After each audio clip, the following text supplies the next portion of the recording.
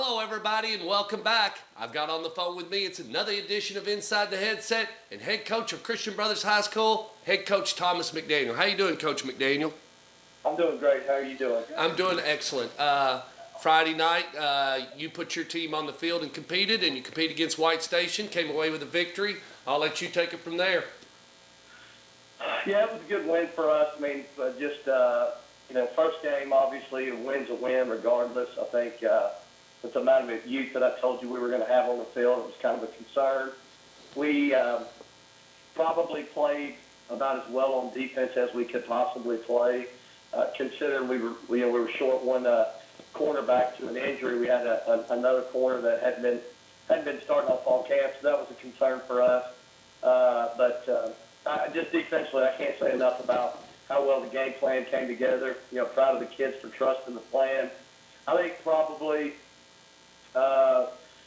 as much as any game that I've ever been a part of, I don't think this carries the significance of some of the playoff games that you're a part of. But as far as a regular season game and a defensive game plan coming together, I don't know that I've ever had one come together quite as well as this one did. They had minus 19 yards rushing. They had 70 yards passing. They're very dynamic. You've seen them before. So you know the kind of athletes that you're dealing with in White Station. And, for us to hold them to 50-something total yards of offense was just remarkable. On the flip side, offensively, we played very sloppy. We had some really good drives, some very efficient drives where we kept the ball away from them and, kept the clock moving. But we just had a hard time finishing, and a lot of that had to do with our inconsistencies in multiple areas. But most definitely, we had 4 or 5 first and 10s where we started at first and 15 doing false starts. So anyway, we hadn't been that sloppy all fall camp. Right. We were just not sharp for whatever reason. Quarterback play was not up to par with what he has done. So he just didn't play as well as he would have liked or I would have liked or his expectations. So, we had threw maybe 2 interceptions, fumbled the ball 2 or 3 times. Luckily, we had 5 turnovers on defense as well. So just a sloppy game in some respects. But like I said, defensively, really proud of the way we played. And in the kitchen game, we did some good things, but it was also kind of hit and miss. They scored, the score was 22-14. We kicked 2 field goals, which is really good to see. Our senior, Jacob Bray, hit 2 field goals in critical situations. But we also we gave up a fake punt for a 70-yard touchdown, which obviously isn't good. And late in the game, when we're trying to close it out and finish it, we fumbled a pitch, and they picked it up and scored from about 60 out. So their 2 scores were not on our defense. They were on, mishaps in the kicking game and our offense. So, again, a lot of things that we have to correct for sure. But I was proud of our kids' efforts. I thought we played with a lot of passion, and we're resilient in a couple bad situations. But, obviously some things that we got to get better at quickly if we're going to compete with a team like Christian Brothers College High School out of St. Louis. So we got to work cut up for us. But like I told you last week, I think if we stay the course, we're going to keep getting better every week. Crowd good? Everything go good Friday night? The atmosphere was awesome. We had great weather, great turnout.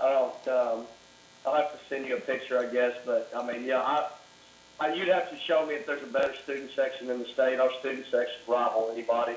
Our kids are unbelievable the way they turn out for the games. It's a very it's a great way to bring all the boys and girls together. Again, I think part of the reason why, our school student sections are so dynamic is because with the all-boy atmosphere, it's one of the few times that the kids all come together. We had a victory dance afterwards in the courtyard. It's like, that's a huge time. So it's an opportunity for the boys and girls in the schools to come together. And just the environment itself is second to none. So between the weather for a first game, and I don't know how hot it was there, but considering how hot it's been in the area, I think kickoff was like 84 degrees. So, great night, a lot of great things to build on, but a lot of work to be done. You got your video from Christian Brothers St. Louis, and I think they are traveling towards you, correct? No, we're going to St. Louis. Oh, I'm So sorry. We got a long trip Friday, and that'll be another factor is how we handle a long day on the road. Okay, and talk about the logistics as far as to put a football team on the road. Talk about that ticket. I mean, I know it's just I don't need the exact number, but talk a little bit about what it costs to put a football team on the road and go to St. Louis from Memphis. Oh yeah, it's expensive. I mean, you got 2 charter buses. We got to have a 15-passenger van because we got extra coaches that have got to get there. We got to pull a trailer with equipment.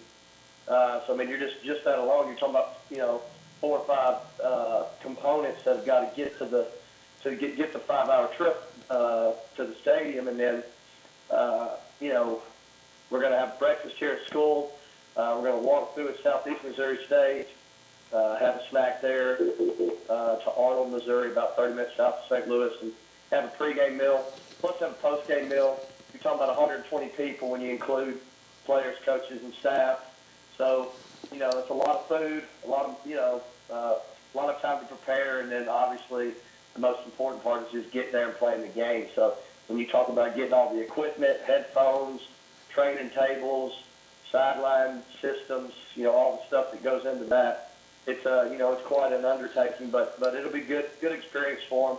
I know our kids are excited. It's a brother school, and I've played them for 2 years now. Last year we played them really close, and had our chances in the end to win the game, and they were just they were better than we were, but we played really well that night. I think the 2 teams mirror each other in a lot of respects, in that very young in a lot of positions, replacing a lot of stars from last year's teams. This is a program that has won the state championship in 2013 and 2014 in Missouri, and then was the runner-up last year. So, they're a powerhouse in Missouri, and it'll definitely test us on a different level Friday. Now, that being said, I think if we go and play well and can win a lot of scrimmage, which I think we should, then I think we stand a chance to win the game. Sophomore quarterback happens to be Blaine Gabbert's brother, but nonetheless he's a sophomore, but he's obviously pedigree as far as just playing that position, and then dynamic tailback and 2 dynamic receivers. So I don't know. I think a lot of times when you, as a coach, you look at the Jimmies and Joes, and bottom line is going to come down to who's got the difference makers, and we're just not made up of a team of difference makers. We're a team collectively that plays well together. We're going to have to, clean up some mistakes like I was talking about with the turnovers and whatnot. I think we're probably more dynamic than I give us credit for, but we've got to, got to be smart and disciplined and play a clean game against somebody like this, and then obviously force them to drive the field. They score bunches of points. They like to score quick, very fast-paced, and throw the ball down the field. So we'll have to, again, try to get them out of their comfort zone and make them run the football more or throw it underneath and then rally and tackle. So it's definitely two different styles. And, we'd like to, last year was last year, but we didn't play them well last year. Hopefully we can take it the next step and get a W. I really appreciate you, Coach McDaniel. You be careful on the road. No coaches show next week. I got to go to Sylacauga, Alabama. Sounds good, man. I appreciate you, and I'm sure you got some good games to go watch this weekend. And well, I'm actually going to broadcast live from Riverdale. I'll do the Riverdale-Franklin game. Smyrna and Stewart's Creek is on regional, and then, of course, on ESPNU, Oakland and Hillsboro. That's all good games, so that'll be a good weekend. And thank you for all you do for high school football, and I look forward to talking to you again soon, buddy. All right, hey, take care and be careful, and tell the kids play hard and play with a lot of class. Yes, sir. All righty, see you later.